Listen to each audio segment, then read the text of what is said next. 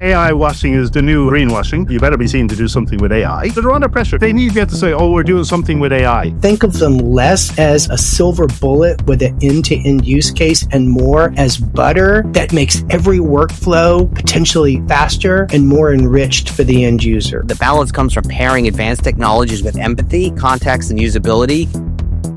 Technology has transformed how we live, work, and connect. And behind that change are visionary people with bold ideas. Welcome to the Bridgecast, where host Scott Kinka explores hybrid work, AI, and our evolving future with tech's brightest minds. Presented by Bridgepointe Technologies, the nation's leading tech advisory firm. Experience a better way. The Bridgepointe way.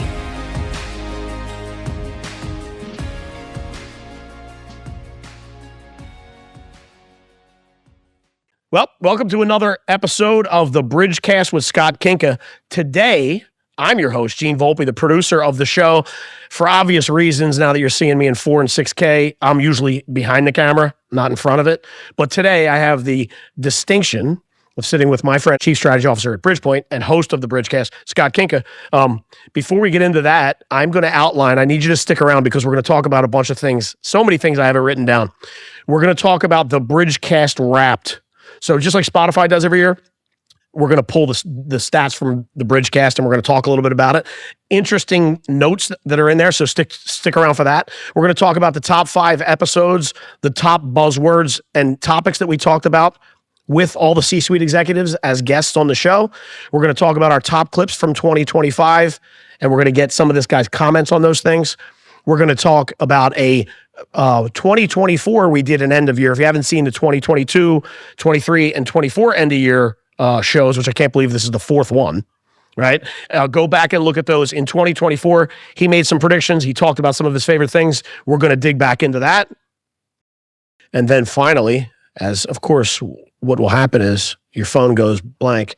We're going to talk about his predictions for 2026, and we're going to talk about your Wrapped. I'm going to ask you some questions, some personal questions about some of the things you've used over the years, and we're going to get back behind the scenes of Scott Kinka a little bit, like we do every year, right? So before we get into all that good stuff, I want to give Scott the proper intro. Chief Strategy Officer at Bridgepointe Technologies and host of the Bridgecast. Scott, welcome. Thanks, Gene. This is always the most awkward time of the year for me. I can't stand being on the other side of the camera. I like to be, as you know, I'm a be prepared guy. Yes. The Boy Scout in me, right? So I don't know what's going to happen with you. I'm enjoying. I'm ready. You never do. And listen, one of the things I always like is that as prepared as you are, that's usually as unprepared as I am. Like I usually like to riff, and you brought me along for this one. We did some prep work. So this is going to be a solid episode. So I want everybody to stick around. All right, here we go. Let's make this happen. All right, let's do it. Okay. So first, let's get into Bridgecast Wrap. So you notice this year, like every year for the last 4 or 5 years, you get, if you're a Spotify listener like I am, an Apple Music listener, Spotify I think started this, where they do the year Wrapped. So you log on, it pulls up all the data and the stats, who's your favorite artist, all that good stuff. So I kind of thought that it would be interesting to do the Bridgecast Wrapped. Not as big numbers as probably you are pulling from Apple Music, but pretty cool stuff. And I wanted to kind of go back into that. So let's talk some numbers, and then I'm going to pull some thoughts out of you. Okay. Interestingly enough, we did 26 episodes last year, one for every other week of the year, which I didn't expect that. I thought it was going to be in the 2022 range. Even though I produced all of them, I never counted them. But 26 is a decent number. We represented on those podcasts 29 different companies. We talked to 34 different execs.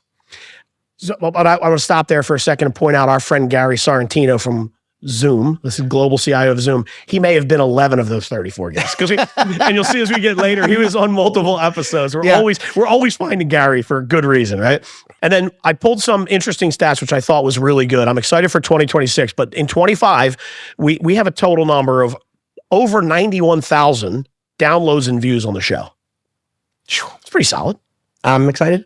I love it. 91,000 people took their time to watch you over the year. Hopefully that means we're saying something interesting. Or we're funny looking. I mean, you are hosting today. It's good. Shots fired. Yeah, shots fired. And what I did here was I rolled this last Wrapped nugget into this because I was going to just save it for just kind of roll through it, but there were some things that hit me as I was going through it. And I was like, oh, I forgot we did that. So we actually did 11 live tapings this year. And I'm just going to rattle them off real quick, and I want you to give me some thoughts. So obviously we did the Tech Summit panel with Gary and Chris McFarland from Comcast Business, which we'll talk about. It was awesome. We did Aaron Darcy from Lumen while we were at Tech Summit in Miami. We did Chris Bonavita from GTT, same thing. Chad Towns, AT&T in Miami. We did the channel partners. If you remember, we went out to Vegas, and we interviewed Martina from Verizon, Shanna Hafterson, and Sean Fair from Zoom. Here's a couple things I didn't forget about NECCF, which stands for The Northeast Contact Center Forum. Northeast Contact, which you were at. You actually did that rogue. I did that rogue. Right? Yeah, I mean, Gillette Stadium. Gillette Stadium. That's right. That's right. I'm like doing interviews, and then we're going out. And I'm like, okay, here it is, empty. I forgot about that. I forgot it was at Gillette. That's right. You were up there, and you that one had about 6 guests on that one, right? So fun. When you hear in the beginning, I said 26 episodes, 34 guests. Part of that was the NECCF. Yeah. The 2 that I forgot about was the New Jersey Sim, which we did with Gary Sorrentino. So incredible. Right, and a couple other guys, right? Liam Aristerin from Sestec. It was great. It was great. That was a good one. And we went to North Jersey for that one. And the one I actually really forgot about is we did Podcastathon. Do you remember that? Oh, yeah. And for Tech for Change with Jasmina Mueller and Brad Doopy. Yeah. I forgot that. So Podcastathon, for the first time this year, we jumped in and submitted our podcast to, I think it was just like a week of charitably focused, philanthropy focused podcast. Yeah, and I totally forgot about that. We did it in April. Yeah. And I went back and looked at it, and I was like, that'll be a good thing to bring up. So, that's the Bridgecast wrapped. Okay. What do you think? Any thoughts on that? I mean, first off, I'm surprised you and I kept with the discipline of getting 26 episodes in and doing it every other week. Yeah. We started working with our current podcast team, and they were like, we got to get a little bit more discipline in terms of sort of the predictability of the episodes and the length of the episodes and all that to get to the next level. So getting that number of episodes done, I mean, it's been a commit. Yeah. When I look back, how many episodes total? Do you even know? Yeah. This right here will be 94. Holy. This end of year episode is 90. Yeah. I mean, that's a commit. Yeah. But we're building an audience. It's been an amazing experience. Yep. And man, if you just go look at the YouTube shorts, we have pulled some serious commentary out of some really important folks. Heavy hitters. Fun. Heavy hitters. Oh, yeah. Yeah. That's been fun for me to get to talk to people. Like I did a video not long ago with Greg Plum. And I said, I'm rubbing elbows with some of these tech experts that I shouldn't be in a room with. And it's fun to be able to pull them in and get behind the scenes. I mean, how many times have we rolled tape and somebody said something and you're like, we're giggling because they let us in on something they're doing, or a kid walks into the office while they're recording. There's just been some fun things. You did also mention the live events. I mean, for me, that's been so much fun. We always do Tech Summit, but we've taken the level of Tech Summit up year after year. And then our engagement and usage of that time with everybody to do the other live tapings that are there. I'm kind of getting my head around theming for next year. And I think that's part of it. We still have not returned. We're never going to return to something that looked like pre-pandemic. But I think the value of human interaction, not staring at a screen, has become clearer to me. I think people are gravitating, they're feeling that pull.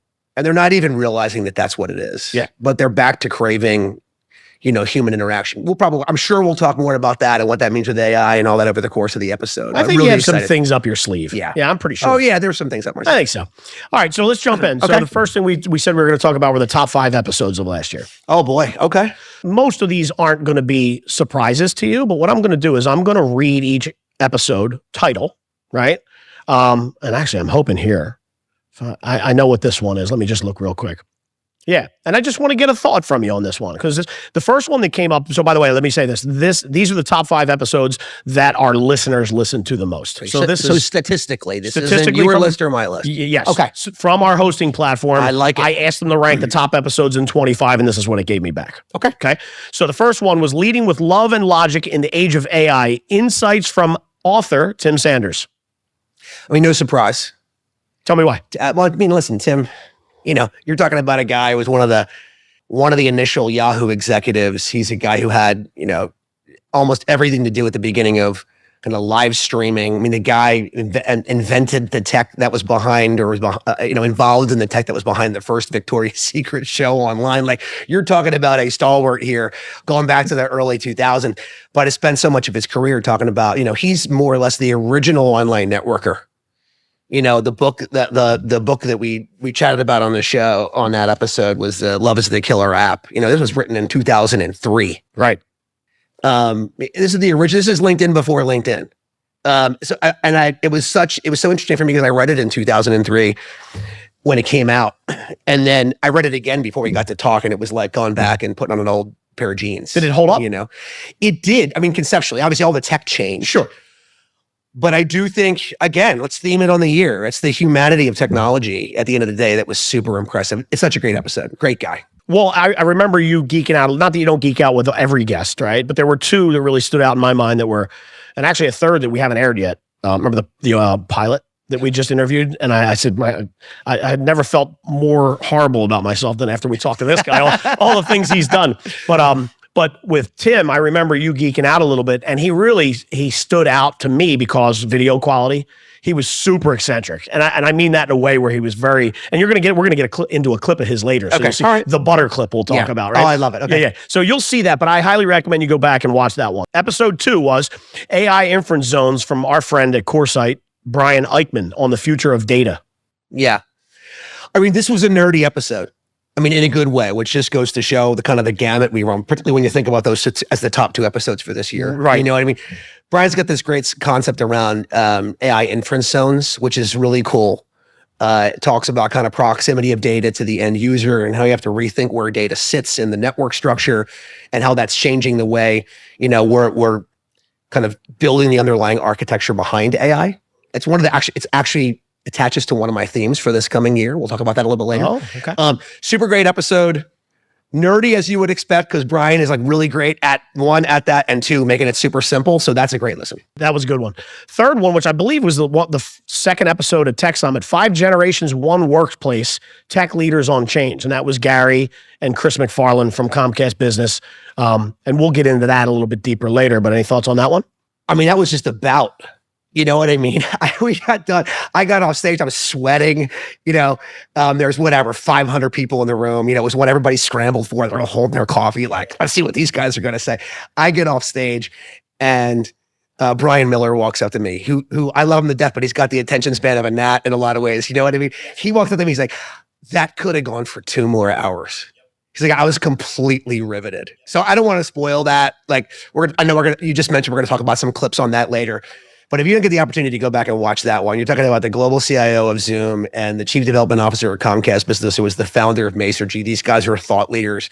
I could not have been more humbled to have had the opportunity to do that in front of a big audience, being filmed with those 2 guys, just complete studs. Yeah, and look, if I could be selfish for a minute, it was one of my top 2 of the year. That was a great it was a 2-parter. Yeah. We broke it up just because it was long enough to cut it into 2. Yeah. That was a great episode. So we do recommend you go back and look at those 2, right? The fourth one, which you can spend the rest of the time talking about this episode. Let's hold this off till the end, but special episode, Stories That Sell with Tech Summit 2025 keynote speaker, Neil Ford. Yeah. I mean, I wish I should have thought more a little troll with me, you know, as we went on this. I mean, look, just amazing. We picked Neil as our keynote speaker for Tech Summit. We prepped with this call.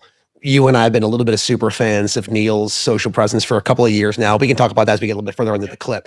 Having had the opportunity to talk to him in prep and then get ready to see him do his magic on the main stage. You know, we talked about all the events at Tech Summit, and we just talked about how great the session was that we filmed as an episode. His keynote was just, you know, epic. People were in tears. They're having coffee with him now. Like, just a great guy. I'll save a little bit of that, but that episode, like, you want to really, really rethink, in particular as a technologist, how you think about the humans in your business. Just go listen to that one. Yeah. Yeah, it was a good one. And that's when I mentioned Tim Sanders, I was like, there's a couple you geeked out on. That was one of the other ones. Oh, totally nerded out about that one. That was a lot of fun prepping for that. It really was. And then the last one, this one snuck in here, the Contact Center Evolution live from NECCF 2025. So that tells me people liked you behind the scenes. You don't need me, I guess. So your thoughts on that? Maybe that's what that says. Well, so NECCF, I was up there, one of our equity partners, Dave Chishera, one of the equity partners at Bridgepointe Techs, as we affectionately call him, is a member of the Northeast Contact Center Forum. I called Gene and I'm like, I'm doing a podcast episode. He's like, what? We're in the studio. Who we got? And I'm like, I'm going rogue. I went up there with him. We did it partly as a favor to them so that they could have some film. And when I got there, it was like, this is just chock full of customer experience leaders with great things to say. So I was just dragging them out of the crowd over to a little production area and asking them questions. I would just say that's a fun 40-minute listen of 3-minute tidbits.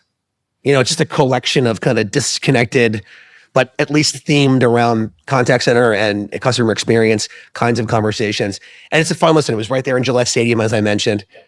Not surprised. Also, if you think about it, multiple people who are in the episode, so they have their spheres of influence in social media. So certainly, that episode, I would imagine, got reached partly because of that. Yeah, it was a good one. That was a good one. So if you're listening to this, we just gave you 5 tips on things to make yourself better in the IT space. Go watch these things. Great insights, great guests, great conversation. Make sure you do that. Okay. So moving on. 10 topics and buzzwords. Shoot. All right, can I lie to you here? Yeah. I guess I'm not going to lie to you. I wanted to lie to you. I'm going to tell you the truth. All right. I used AI to pull these. So what'd you do? Tell me. Actually, I will tell you. It's interesting. I took all of the YouTube links and the transcripts from all 26 episodes in 2025, dropped them into a notebook in Notebook LM, and then just started asking Notebook LM questions. And this question was, give me the top 10 topics and buzzwords that we used in 2025. Okay. So this one I'm just going to rattle through. Okay, go. If there's any thoughts on this, no, shoot the list. You can stop me or I'll wait till the end and you can kind of give me your thoughts. Just 10 bullets. First one was, I'll let you guess this one. What do you think the top one was? AI. There you go. Artificial intelligence. Number one. Okay. Data center, hybrid IT/hybrid work, all one. AI inference zones, CX or customer experience. This one came in at 6. And I would have lost my mortgage on this one. I would have said this would have been number 2. Security or cybersecurity. 7 was automation, productivity, 5 generations, which came out of the tech talk, I think. And then return on investment, ROI. Any thoughts on those? On that list? I think it's indicative of the mind of IT right now. We talk a heap ton about how the job's changed, right? It used to be about turning wrenches, and now it's about empowering the organization, and now IT executives need to become business executives. So you think about it like AI, sure. Data center, sure. Right? That doesn't surprise me at all. I think the prevalence with which we discussed things like hybrid work and ROI and things of that nature this year were really, productivity was one of those, I think you said, right? Like, these are the things that IT leaders are grappling with because they're being asked to answer questions they've never been asked before. And I'm sure we're going to get into that as we get into some of the clips, so we won't go too deep. But I mean, in my mind, sure, like you're going to see AI, you're going to see security. Security being that low doesn't surprise me. No. I'll tell you why. I think we're beyond scaring people. Like, we know it's there. We understand the gravity of security inside of a business, and we understand how complicated it is. But it used to be that the way we talked about it, the way we sold it, the way we engaged in security was the fear, uncertainty, and doubt conversation. I think we're kind of done with that. And I don't mean that we're done with having the security conversation. Right. I think that we're done with the fear. I think I'm sure we're going to get into my thoughts on 26. So I'll save it. Okay. But let me reflect back on that security topic when we get there, because I think there's a great tie-in. Done. Okay. Listen, that's why you're the host of this show, because you would have guessed 6. I was shocked, but what you just said makes absolutely perfect sense. Well, listen, we want it to be an undercurrent, not a topic. Okay. All right, we'll leave it there, and I know you're going to give me more on that one. So I will. I'm not worried about that. Tons. All right, so now we're going to jump into the episode clips. Okay. So, boy. Yeah, let me set the stage here real quick. Set it. So we went back and pulled. So in 2025, we made a bigger effort to pull YouTube shorts. So we're going out. If you've been following us on the Bridgecast or on any of Bridgepointe social, you have seen the YouTube shorts, the little snippets that we're pulling out of each episode, where these guys are just giving us the thought leadership that we think people in the tech space need, right? So we went back, and with your help, you guided me a little bit. I'm not going to lie to the people. We pulled some clips. And so here's what we're going to do. I'm going to introduce the clip. We're going to play it. And then you are going to give me your thoughts on it. Ready? Let's go. All right. So this first clip is from Tony Moroney from the Digital Explorer. Top episodes and the top buzzword was all about AI. We just talked about that 25 times, and we will 25 more. We're going to pull this first clip, and then I'm going to get your thoughts. So let's roll, Tony. My concern is that, look, there's a lot of organizations blindly jumping into technology solutions because on one level, boards are putting executives under pressure. Oh, you better be seen to do something with AI.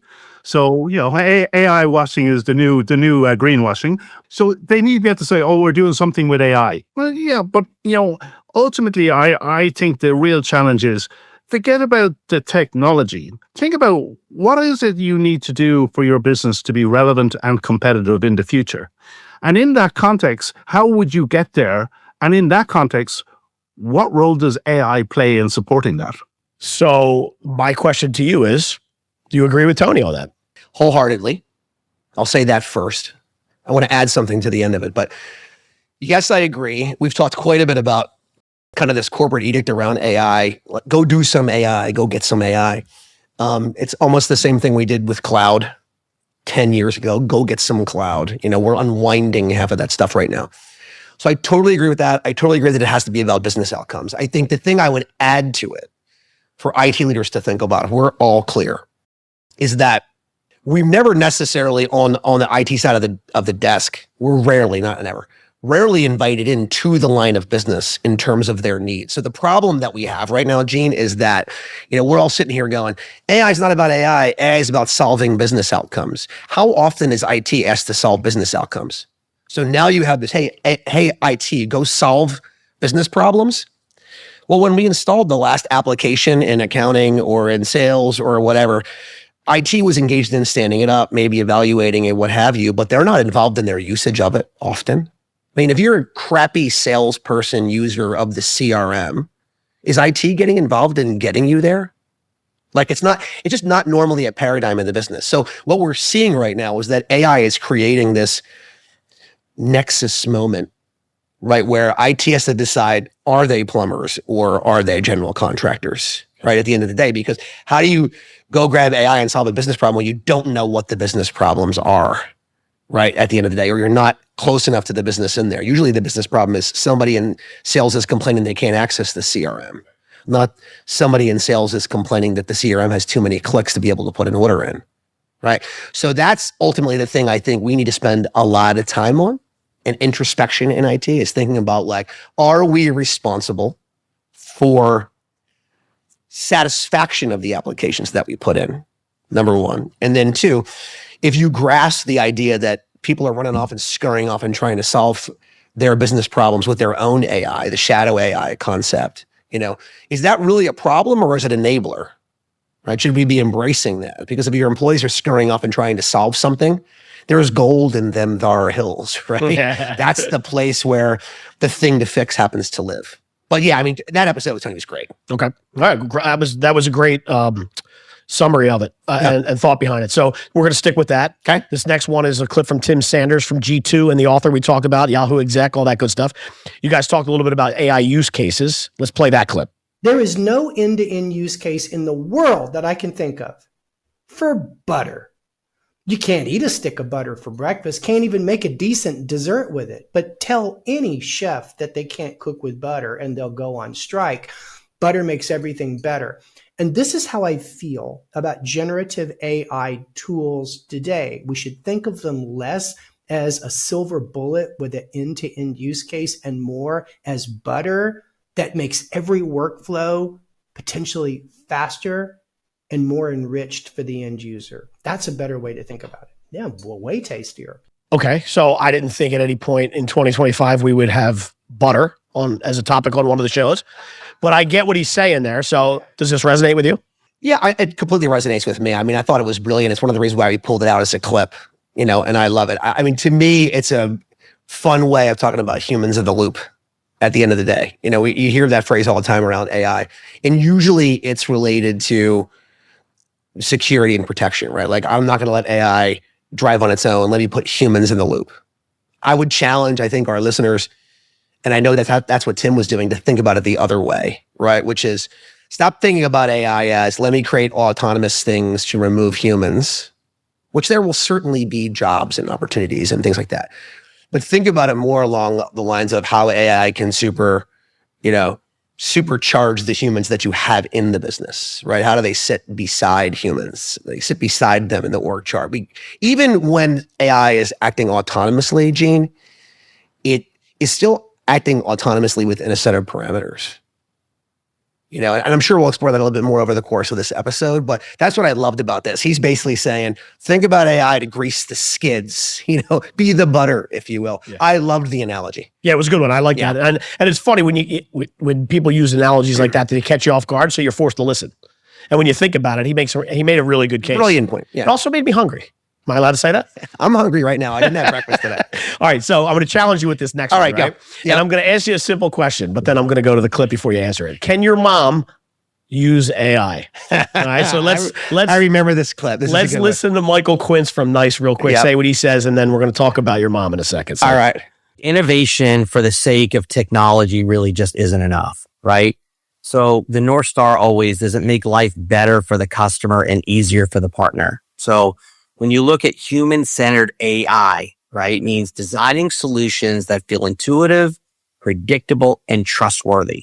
We constantly ask ourselves whether our AI could pass can my mom use it test, right? That's kind of how I like to view it.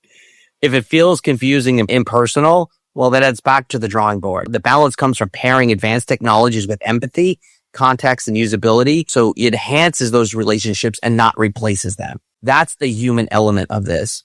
AI is not going to replace what you and I are doing here today. This is a conversation about the technology, but you got to make sure it's not impersonable, it's not confusing, and there is that element of I'm feeling comfortable and secure, and there's empathy there when you look at the human aspect of what AI brings.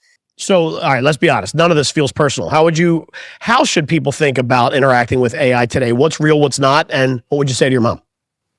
Did you think we'd be talking about your mom on the show today? No, I did not. Okay. Mom, if you're listening, which I know you won't be, because you don't know how to ask. Well, hold on. I'm going to take it back. Because you don't know how to get to the content. Okay. And the reality is, if my mom was trying to get to the content, she would ask Alexa in her living room. So this would be my answer to my mom. Say, one, A stands for artificial. And I think we have to keep saying that. Like, it is man-made intelligence at the end of the day, which means that it's not like it's a new intelligence. It's that we're trying to replicate the way we think at the end of the day. And two, I would tell my mom, she's interacting with AI every day. Oh, I'm not. And I'm like, well, you talk to Alexa, you call your bank, and you speak to an automated attendant, and you used to press 1, and now it just reacts to you. This is a little bit the butter analogy that you just heard, right? Like if we're making AI about AI, then we're forgetting about what it's actually doing. AI, the way I would kind of describe to my mom AI is like, don't think about robots and don't think about new ways of interacting. Think of it as new ways of empowering the thing you're interacting with. Yesterday, when you called your bank, it said press 1, press 2, because it was somebody programmed the binary process and gave you options. Right? All AI is not changing the paradigm of how you're interacting with your bank on a telephone. It's just changing the way we program the underlying infrastructure to be able to understand all the options, not just A and B at scale. I equate this like, people talk about the singularity. I love talking about the singularity. Like, when's the moment? And we often equate that mentally with robots. And by the way, AI and robots, two different things, right? Obviously, I'm talking about robotics here, not, not a bot, if you will. I just watched on 60 Minutes just on Sunday, an episode where they were showing programming of actual physical robots. And the amount of training that went into just getting the robot to do jumping jacks was earth-shattering to me. One, you're like, oh my God, you can make the robot do jumping jacks. And I'm thinking to myself, well, you've got all the motors, you have all the things there. They should have been able to show it a picture of jumping jacks. You're watching these robots fall over each other, bump into each other, one step, do it. Like, we've got a ways to go before we're worried about the robots taking over the world. Let's just say that. So I would say to my mom, A's for artificial. B, you're already interacting with it right now. And C, you won't be here when the robots take over the world, so don't worry about it. Well, that's an interesting take. Okay. I'm going to leave it there because that's actually gives me hope. Because I've always been worried. My mom is a young 80. So, Got it. Oh, you're not talking about me then. No, robots may take over the world while you're here. Okay. Oh, that doesn't make me feel any better. I should have left it where it lied. I'm kidding. We'll get there. Listen, if you made it this far, there must have been some good content, or you're just a fan or a relative of mine. In either case, we appreciate you spending your most valuable asset with us, your time. We don't take that lightly. We'd also like to say one more time that we're appreciative of Bridgepointe Technologies and their belief and sponsorship of this show. We hope that if you or someone you know is thinking about your company's digital transformation, or simply the next IT project that you may not have the resources, budget, or time to get to, I'm sure that Bridgepointe, one of the country's fastest growing technology advisory and procurement firms, can help. Check out bridgepointetechnologies.com. Don't forget the E on Bridgepointe, or simply reach out to me at skinka, SKINKA, at bpt3.net. Also take a minute, please, if you would, to give us a 5-star review on your favorite platform. It helps give us the visibility to reach other people like you. Thanks for listening to this episode of The Bridge. I'm Scott Kinka, and until next time, there's a lot of noise out there in business and in life. Do what you can to be the signal. Thanks.